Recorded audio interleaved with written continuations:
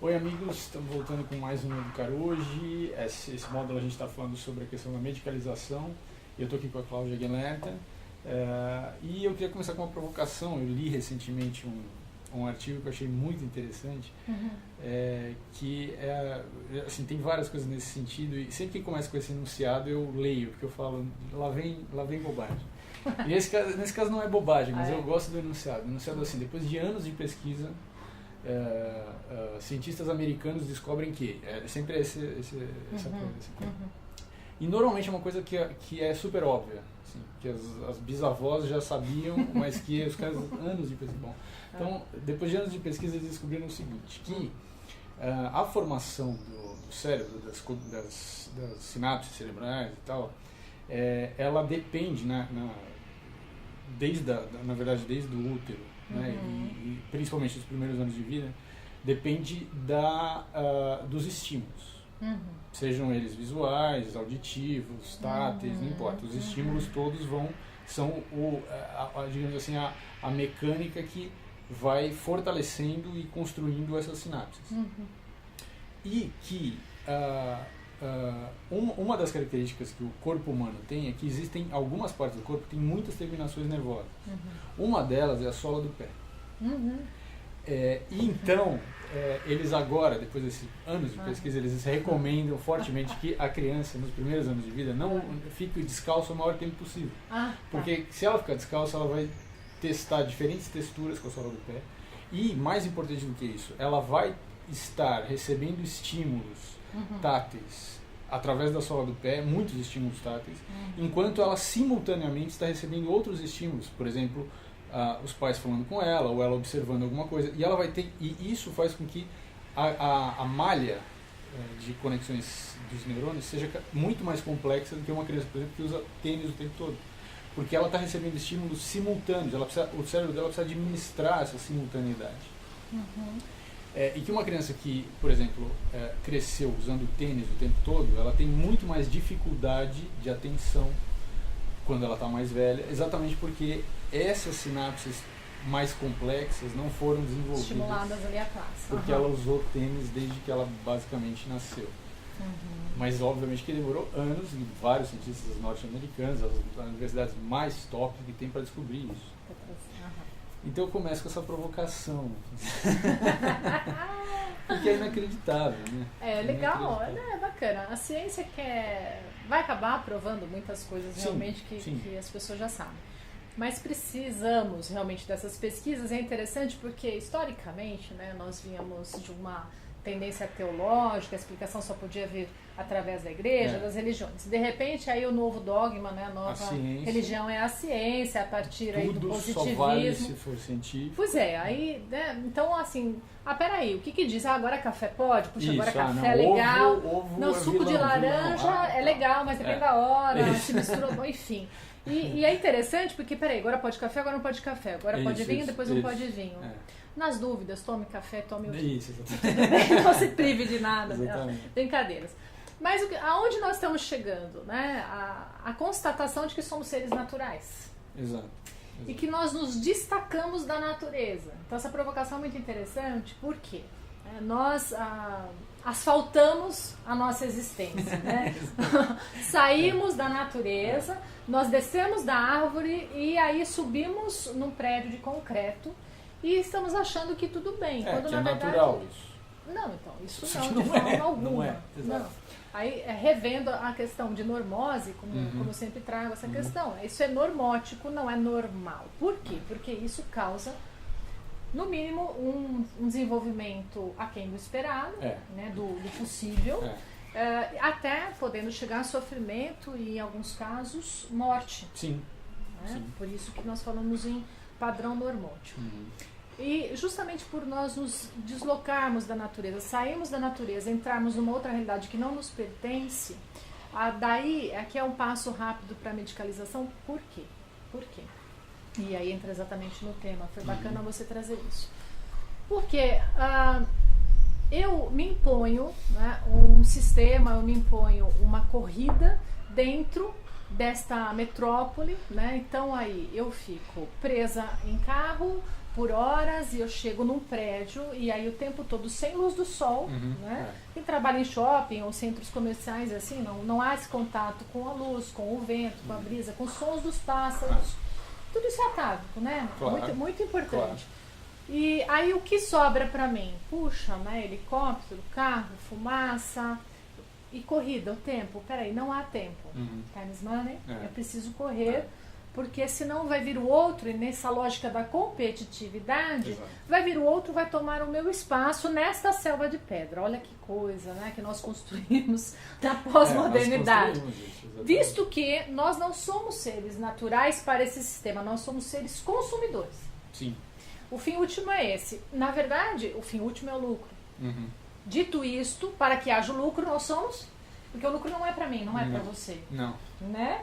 O que fica para nós? A gente pode até usufruir um pouquinho, mas nós somos só peças dessa... Não, o que fica para nós é o iPhone 7, que vai ser depois trocado pelo 8, depois pelo 9. Exatamente. O que fica para nós é uma fila no Black Friday, né? Gigantesca, ou então uma fila na loja da Apple porque lançou. E é preciso, porque eu me destaco do que seria o comum, né?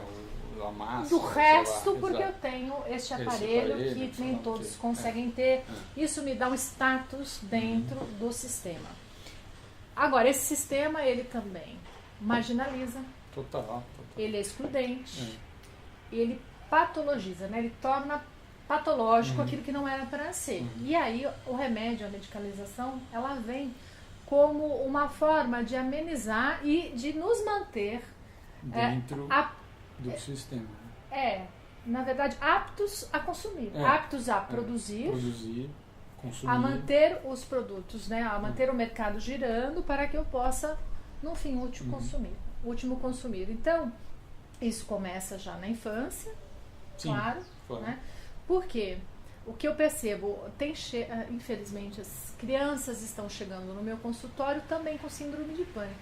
Muitos anos, na minha formação, isso já acontecia, inclusive foi um trabalho meu de formação, o meu TCC foi sobre síndrome do pânico em crianças. Na verdade, eu não fui atrás da síndrome, não foi isso.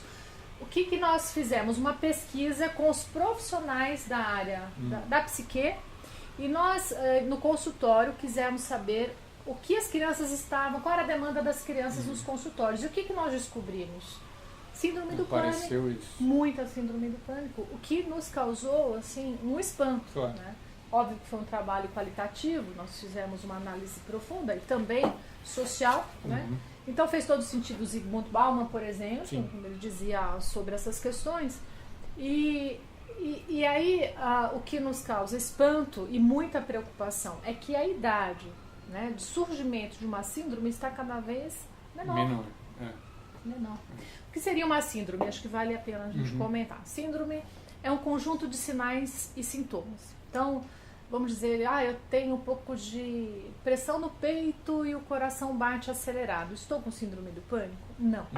Nós temos que ter vários sinais e sintomas em vários episódios para se constituir uma síndrome. Se não é uma crise de ansiedade, e não é uma síndrome. Mas quando nós falamos, olha, surgiu uma síndrome, aí realmente a situação é muito mais séria. E por vezes nós precisamos entrar com medicamento, sim. Porque o sistema cerebral, né, o sistema límbico, ele começa a dar alarmes para o corpo, como se a criança ou adolescente ou adulto estivesse de frente para um predador. Tá? Então, vou fazer uma curva. Na verdade, vou voltar um pouquinho na nossa história enquanto seres humanos, né? Filogenética aí. Muito antigamente, Maurício, nós nos preocupávamos com as guerras tribais. Antes ainda, nas cavernas, nos preocupávamos com os predadores. Poderia vir um tigre, sei lá, um mamute, enfim. Então, eu teria que proteger a minha vida e da minha prole. Né? Então, para isso, o nosso corpo, ele vem, a herança dos mamíferos, o nosso corpo, dos répteis, vem com um dispositivo de luta ou fuga, ok? Só que hoje em dia, né, não existe mais o predador externo a mim, no lugar, no tempo e no espaço. O predador é interno, eu vou dormir e acordo com o predador internalizado, que é a fatura do banco, é a prova da escola, é o vestibular. o nosso corpo não está programado biologicamente para dar conta disso. Ele até dá conta de um evento esporádico. Mas isso constantemente acontecendo entra em parafuso. Isso. Fora da minha visão, claro. Quando isso está internalizado... Claro, você não está vendo, né? Ele está lá o tempo todo, mas você não está vendo. O tempo todo. O estímulo de ansiedade e o nosso hipotálamo, a nossa amígdala cerebral, o que eles vão entendendo? Perigo, perigo, perigo, perigo. E entra em parafuso, vocês vão ver, entra em pane. E aí, nosso coração, do nada, no meio da noite, dispara, bradicardia, né? Então, falta de ar. Nós temos sudorese, começa a suar frio, tremor, medo de morte. A pessoa entende que ela vai morrer. E aí entra o medicamento. Mas a questão é muito anterior. A questão é toda uma construção social, cultural. Não é, quer dizer, o medicamento resolve porque você está num momento de crise aguda e aí você tem que tomar o medicamento. Sim. Mas não é, quer dizer, vou tomar o medicamento e isso vai resolver o meu problema, porque se a sua vida não mudar, o problema continua absolutamente o mesmo, você vai continuar tendo esse predador constantemente te ameaçando. Exato. Nós já chegamos a conversar sobre essa pressão social em cima da criança e ela fica refém disso tudo. Então cabe a nós, educadores, cabe aos pais olharmos para isso de uma outra maneira, a partir de uma outra perspectiva. O que dá para tirar deste leque, né, de responsabilidades imputadas sobre uma criança, o que a gente pode ir tirando para amenizar tudo isso? Porque a criança ela vai dando sinais antes de apresentar realmente, óbvio, a síndrome é a ponta do pêndulo, né, a ponta mais complicada. Antes dela apresentar todos esses sintomas, ela já vem dando sinais. Sim. Claro. Né? Mas ela come uma unha, ela puxa um fiozinho, enfim, vai trazendo outros cacuetes, né? que dão notas, ou muda o comportamento, fica muito tempo tristonha, ou fica mais irritadiça, agressiva, enfim. É preciso olhar para isso, entendendo que o problema não está na criança, né? Ele está surgindo na criança, porque é a parte mais frágil de toda essa história aqui da nossa conversa. Né? Então, obviamente, quando a criança não é contemplada nas suas necessidades, eu não estou falando de coisas enormes, mas você mesmo disse, andar descalça, poder brincar, isso é uma coisa muito pequena, simples, ser criança, comum. Isso. Quando essas necessidades básicas não são contempladas, ela vai adoecer. E que adultos nós teremos? Então, assim, nós falamos muito no futuro, que precisa ter um cuidado com o planeta, um cuidado ambiental. Claro, óbvio, isso é real e necessário. Mas para quem que vai ficar esse planeta? Quais as condições psíquicas que essas pessoas terão? Porque o sistema emocional, ele rege. Né? Ele, infelizmente, agora que nós estamos olhando para essas questões. Exato. Né? Até então nós achávamos, nós podemos cortar o ser humano em partes e vamos analisar o estômago, o rim, o pulmão, o cérebro e o emocional. Acontece que não. O emocional, ele rege e se ele não estiver bem, ele retira todo o sistema do eixo. É interessante que a gente, na mesma época que a gente está vendo que o planeta também funciona de forma integral, a gente começa a perceber que a gente também funciona e que também, na verdade, existe uma relação entre o planeta e a gente, que funciona também de forma integral. Interessante, quer dizer, tudo isso é positivo. A gente está vendo e chegando a essa conclusão agora é positivo. O problema é que a gente está num momento de transição e ainda a resistência do que já era ainda é muito forte. Sim. Mas eu queria te fazer uma pergunta mais prática. Então, assim, para as pessoas, por exemplo, que percebem que elas estão vivendo essa situação. E aí eu te daria 2 casos e aí o que fazer. Então, um caso mais grave, então assim, já tem uma criança ali com problemas causados por tudo isso que a gente conversou. O que eu faço? Essa é uma coisa. E a outra tenho um filho pequeno, bebê, ou pretendo ter um filho e tal. O que eu poderia fazer para minimizar essas coisas? Que é uma coisa mais, quer dizer, você tem um planejamento possível. Então, no primeiro caso mais grave, que já está instalado, e no segundo, que dicas que você dá? Eu vou começar pelo segundo, porque ele vem antes. Ele vem antes do... Ele já é profilático. Exato. Né? Tá. Tem um grande amigo meu que uma vez me perguntou assim, Cláudia, o que você acha que é mais importante, dirigir um carro ou ter um filho? pergunta besta. Pergunta besta também. Muito mais importante, né, ter um filho, muito mais, enfim, né? Relevante. Claro. Para tudo. Né? Não, realmente concordo com você, mas então por que que para conseguir uma carteira de habilitação nós precisamos estudar, fazer prova teórica, fazer prova prática, renovar essa carteira de habilitação agora a cada 5 anos, e para ter filho, a gente tem filho. Eu quero ter um filho. Tem. A natureza toma conta, sei lá, tem essas ideias. Como era e como fez. É transgeracional, né? O que acontece? Qual a minha sugestão? Vai ter um filho, estude psiquismo, estude psicologia infantil. Estude pedagogia. Mas não precisa fazer uma graduação de forma alguma. É claro, a minha proposta seria qual? Matéria obrigatória básica, né? De ensino médio, psicologia para todas as etapas da vida. Claro que não é uma graduação, mas pelo menos noções básicas, porque é muito mais importante eu aprender a me relacionar, as relações interpessoais, intrapessoais, do que exatamente saber uma equação de segundo grau, que aliás até anterior ao ensino médio, enfim, ou ótica, né, física, que é mais complexo. Sinceramente, eu acho bem mais relevante. Também. Muito bem. Vai ter um filho? Procure se informar. Né? Eu ficaria imensamente feliz que futuros pais me procurassem, Cláudia, e aí, vamos discutir.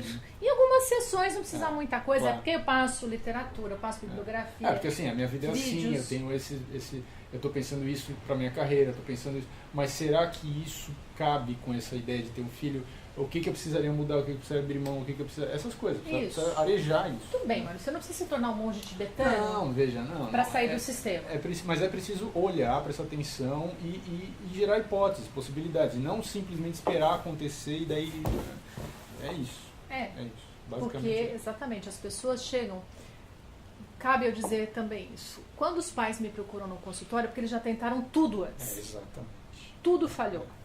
E aí a última opção, porque essa última opção ela vem com um selo de fracasso, o que está errado.